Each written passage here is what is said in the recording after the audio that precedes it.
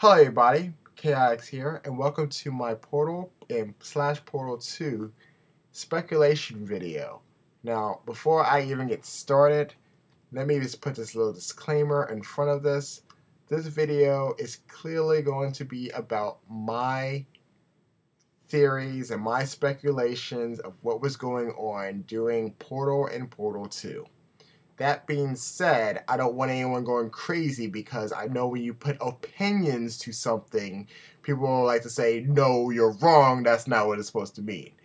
I would like, if you have something you would like to add on to maybe I might have missed something, please do so in the comments below. But I want to keep this as friendly as possible because I believe everyone that watches my Portal video are fans of the game. So I want to put that out there before I even get started.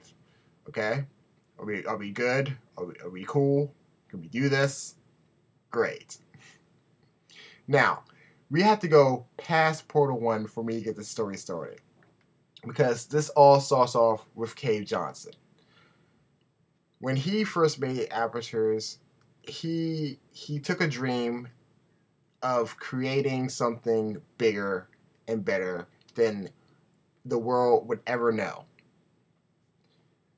And along his journeys of making Apertures, he came across Carolyn. And with them, they pretty much took Cave Johnson's dream and made Aperture Laboratories, or Aperture Science. Either one, same place. Now, in the beginning, he was rolling in money. He probably had this fantastic invention that just blew the world away, and he probably got loads of money and was able to create the world that he wanted to, or in this case, Apertures. And seeing how he was like in the prime of everything, he was able to get people to do testing, and he was able to get like people from NASA or people from the Olympics, etc. He was able to get anyone to do these testing. And with this, the first round of testing, and I'm not even mentioning like the portal device of testing, but just testing in general of anything of the science was probably the biggest thing for him. And being able to grab so many people and not have to worry about costs and expenses, it was like a field day. Unfortunately, I feel as if the test subjects, I would say maybe some of them might have made it out alive or unharmed in any way. But I got a good feeling that a good majority of them probably had broken bones and limbs or probably died. One of those three options, but I'm just putting it out there. That's probably what happened. But as things were progressing, I feel as if Cave Johnson probably got together with the people of Black Mesa, and during that time, things were probably going pretty okayish. But I feel as we can kind of find out during the second part of the underground section of Portal 2, that Black Mesa was probably secretly stealing ideas from Cave Johnson. And I feel as if a lot of the tests, like when I found that secret room and he's talking about, well, this test is being this and this test is that. I feel like those might be some of the tests that Black Mesa stole from Cave Johnson. And because of this, Cave Johnson started to become bankrupt. So he didn't have all the expenses. He couldn't just get people. He couldn't get Olympians or people from NASA. He actually had to go out and get bums off the street and bribe them with $60. That's pretty sad. But then again, if you add an extra $60 and then put science into you, that's $120 of science inside your body. I'm not sure if I would be down with that, but maybe if they gave me some laser eyes and x-ray vision, I might sign up for that. Anyways, it would seem as if things were going further downhill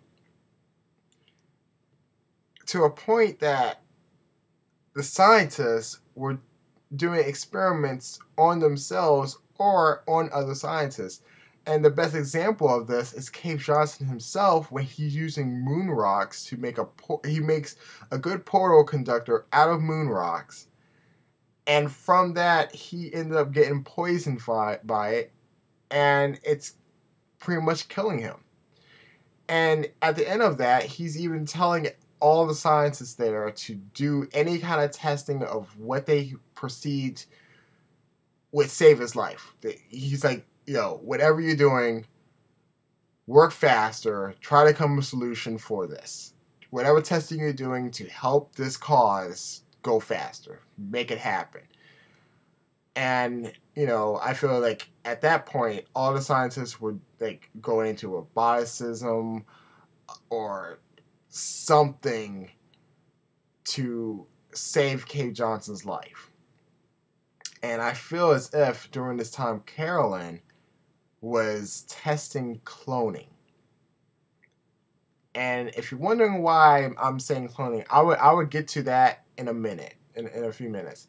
But I feel as if she was testing out cloning. And I feel as if like she was testing on herself when it comes to clones. And I would say during this whole thing, I feel like she came up with a good clone. The testing went well, and she showed Cave Johnson this. And I don't think Cave Johnson pretty much approved of this.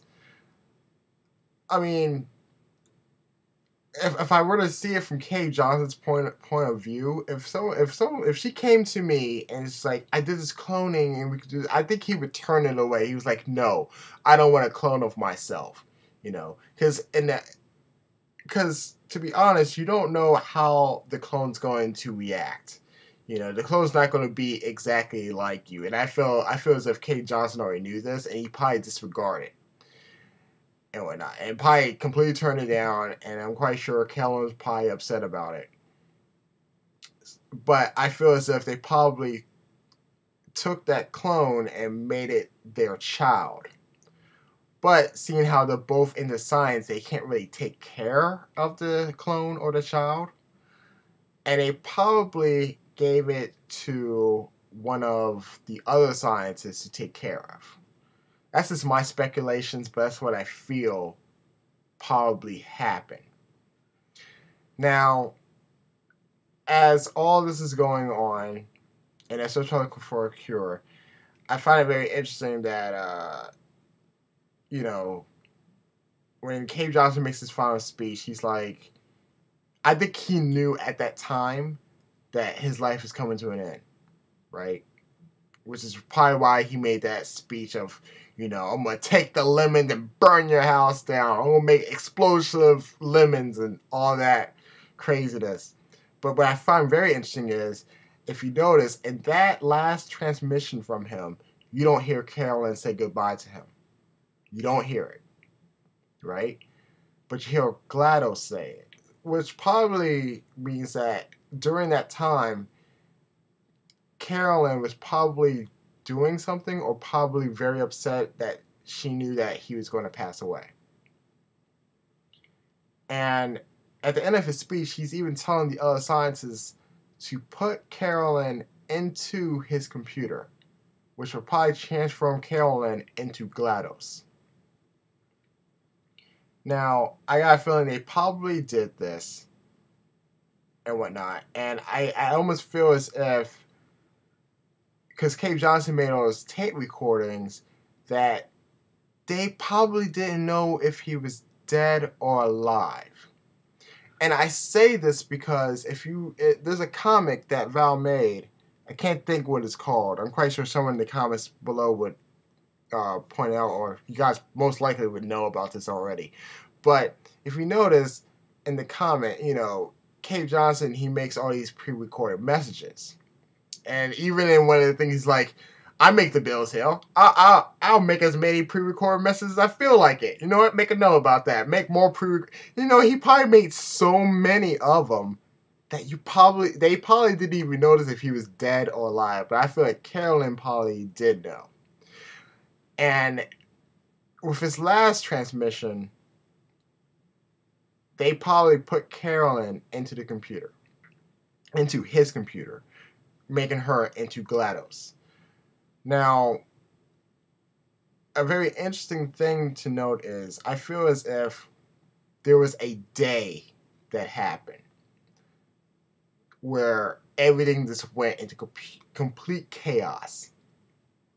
And I feel as if that day was Bring Your Daughter to Work Day. The only reason why I even bring that day up is because that day is mentioned in both Portal 1 and in Portal 2. You know, and I find it even more interesting that in Portal 1, Bring Your Daughter to Work Day, how GLaDOS talks about it. She's like, bring your daughter to work day, and something about it being a good day for it. Or something about the day. Right? I feel as if it was that day that everything went crazy. I would think that before that day, GLaDOS was already created. You know, they put Carolyn in they make Carolyn into GLaDOS, and it probably even before that day, even like maybe like weeks and months before that even happened. But I feel as if that was the day that GLaDOS snapped, because you know I feel like in some ways Carolyn broke free of maybe the technology and realized what just happened to her, and I can feel for her because if someone put me in a robot, you know, body, computer, whatever, I would go ballistic and I would kill the people. And she most likely used neurotoxin to wipe out all the scientists. Maybe not all the scientists, but probably a good majority of them. And I feel as if the scientists, probably as a last effort, put the spears on top of her to control her. Right? But I also feel like GLaDOS probably took people and captured them and probably did something for them not to know what's going on, or even if they did know what was going on, but used them as lab rats. And in the comic as well, Doug, and thank you guys for letting me know that his name is Doug and not David. You know, he looks like a David to me. I don't know why. But that during that whole thing that was going on, that Doug pretty much saw Shell and probably looked at her records and stuff and made her the ultimate test subject. Because they even say, do not let this person test at all, because this person won't give up, this determined. Which is pretty interesting, because Carolyn is a determined woman. She doesn't give up. She's gonna, you know, do what she needs to. So it's kind of strange how that kind of all thing kind of works out. And this is what leads us into Portal 1. Now, from the time of Bring Your Daughter to Work Day to that point where you wake up in that chamber, we don't know how long of a time that's been. We don't know. All we know is that Shell is in her 20s. That's about it. And thank you guys for giving me that bit of information as well. That she's in her 20s. Now, as we're going through here, Doug is running around Aperture's painting stuff.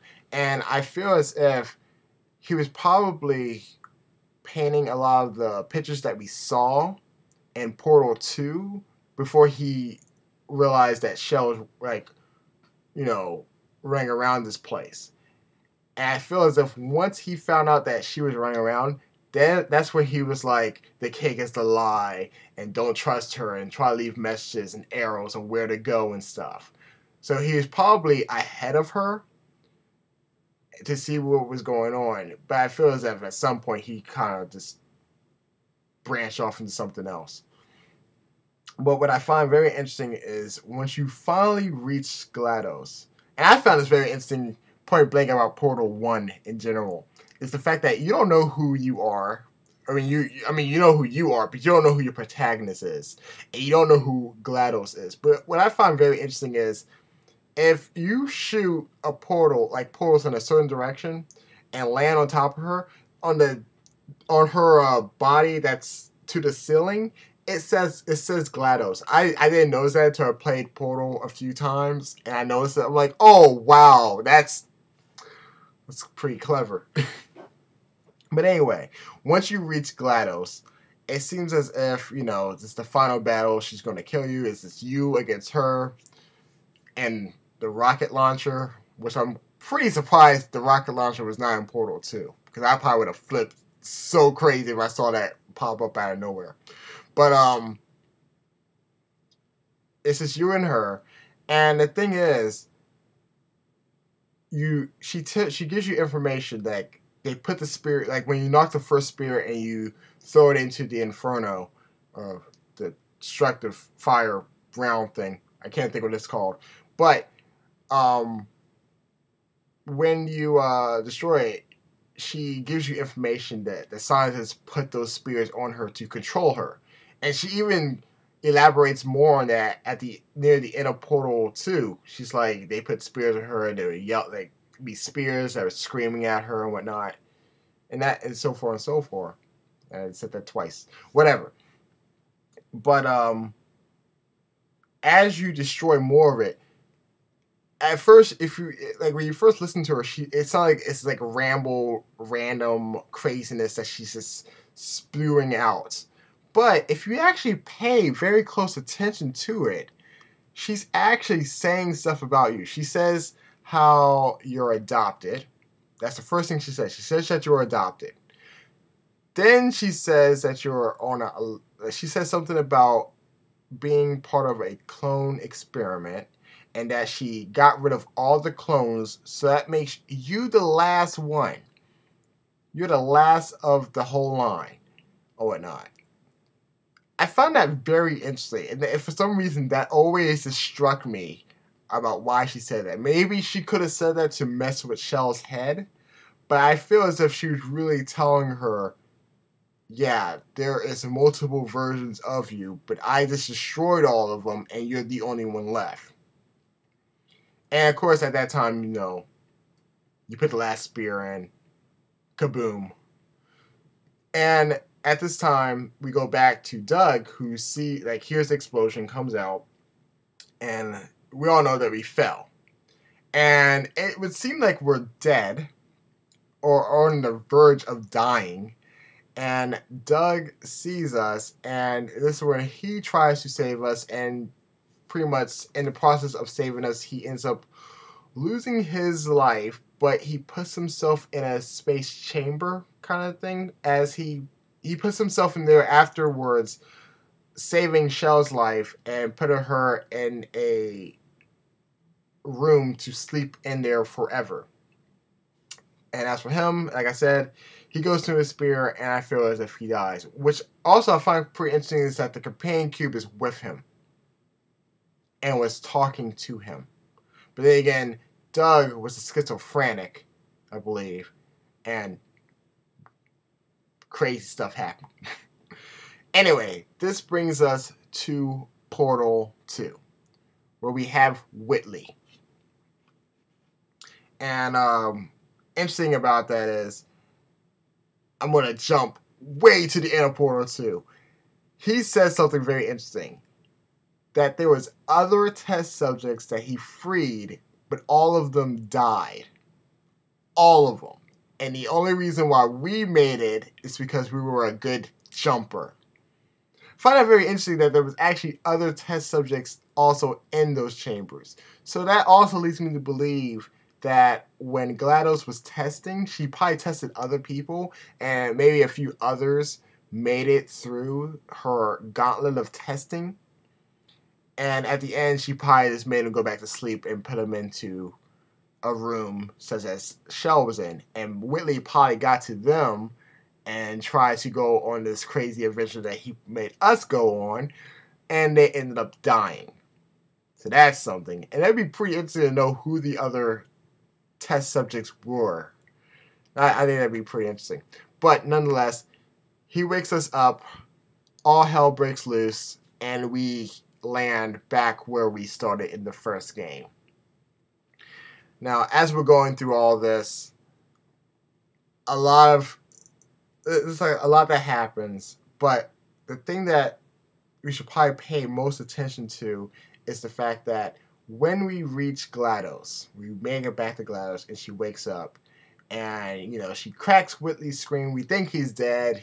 She just throws him away, and she drops us. I find it interesting that from that point on, throughout the whole time that we're with GLaDOS, like doing GLaDOS's tests, all the way to the point where we actually face her again.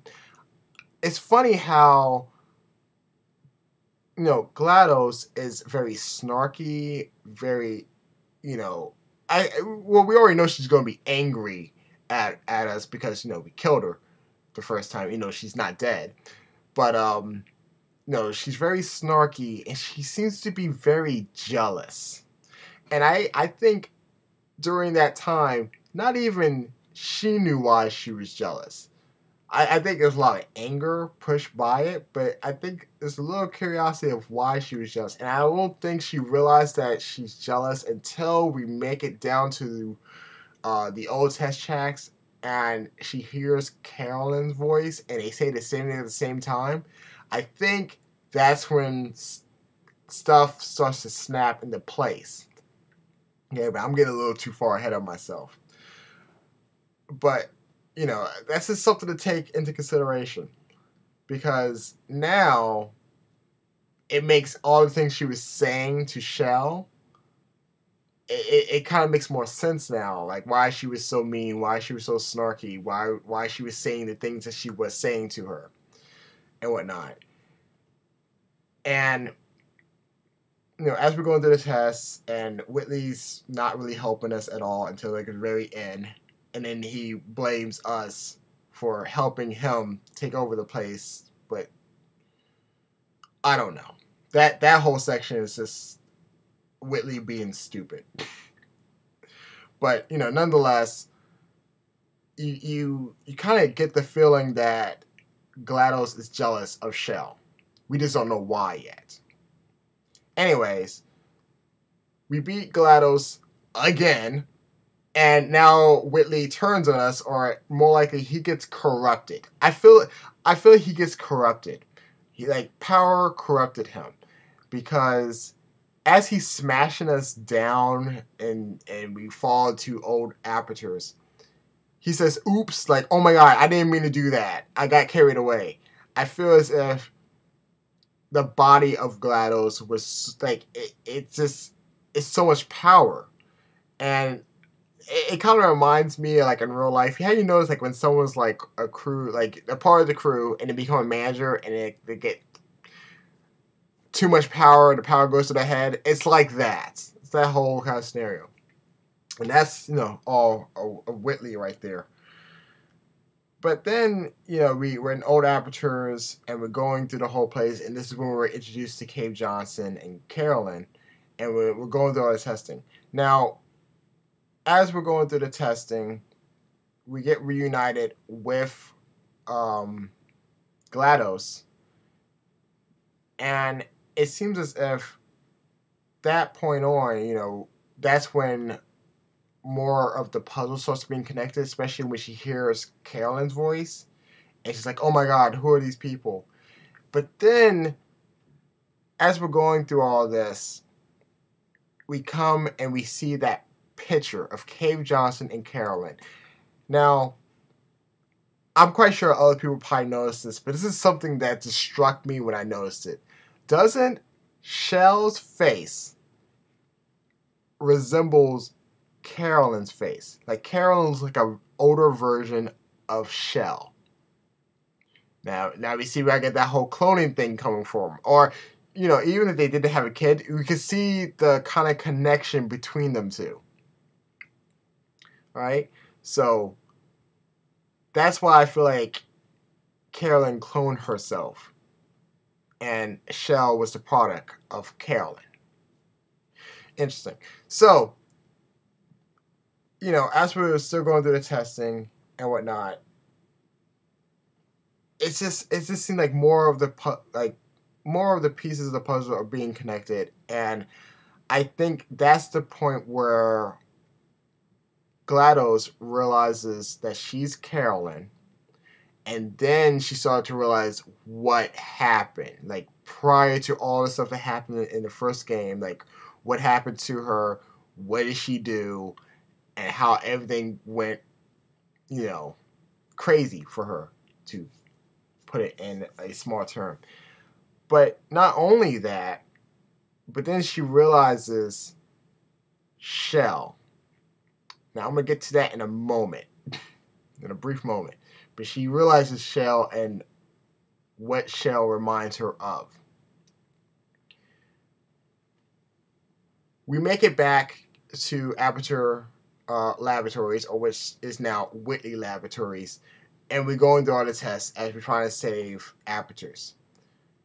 Now, what I find very interesting about this whole scenario is pretty much at the end of this, because as far as going through all Whitley's testing, we come to find out that GLaDOS made robots to test with, and I'm quite sure this is going to have to do with the co-op, which I have no idea what it's about. So it's probably, I don't know if there's any more puzzle pieces to this, but I feel as if when we reactivated GLaDOS probably took it on herself to make these robots. Because, as she said, we did kill her. It was nothing personal, but yeah. So that's probably what she probably designed those robots for, that we see at the very end of the Let's Play. Or even, near the end of the Let's Play. But I find it interesting that she deletes Carolyn. She deletes her. Now, obviously, prior to that, she was like saying how that conscience of her was scaring her, But I feel it's just a little bit more to it than just that. I think it's the fact that she needed to get Carolyn out of her system completely, And this is also why I feel as if she lets Shell leave as well. But it's a little bit more symbolic, because she deletes Carolyn, almost like saying, Carolyn, you can finally rest in peace. You can finally let go. And at the same time, she's letting Shell leave. Now, as I said, like way back when she made a clone, I got a feeling like, you're making yourself. It's like a child to you, right? So I feel as if that's how Carolyn / GLaDOS saw Shell, as her child. But also, GLaDOS, saw, when she looked at Shell, she saw herself. And she was like, you know what? No, you just need to leave. You just need to be gone and don't ever come back. So in a weird sense, she sees Shell as herself, but then also as her little girl. And when we're leaving Apertures, they have all the tourists are singing, which I believe is Latin. And my Latin is not all that well, but I would feel as if she's like the singing, like her, of saying like, leave Apertures and don't come back. Go venture off into something new. Stay away from science. That's what I feel like they're saying, but then again, my Latin is not all that good. But, you have that. And, we leave Apertures, and they spell the companion cube, which we destroyed because they made us in the first game. But, that's what I get from it. That, for me, that's the story that I get from playing both games and whatnot. But this makes me think of some new questions. And this is coming from my speculation. But who was looking after Shell, prior to all that?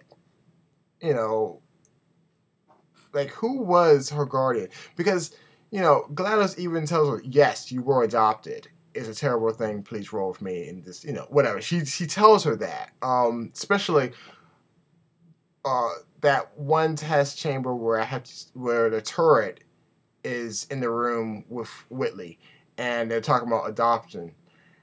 And GLaDOS even tells her like, yes, you are adopted. And that kind of goes into more sense, like, because it's like she's saying, I gave you up, I'm sorry that I did that, so yes, you are adopted, kind of thing. So it makes me wonder who was taking care of Shell. I don't believe that Doug in any way was her guardian. I feel like her guardian was another scientist. Who that scientist was, I have no idea.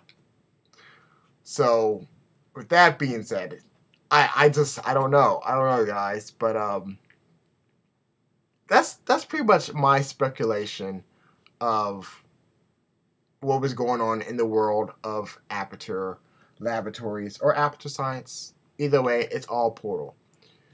Now, what would be really interesting is if they did a third game. I'm not sure if they're going to do a third game because, to be honest, it kind of wraps itself up nicely at the end of Portal 2. But it does make you wonder what else could have happened. Now, maybe I might get some more out of it in the co-op game. But, this is little ideas that I had for future games of Portal.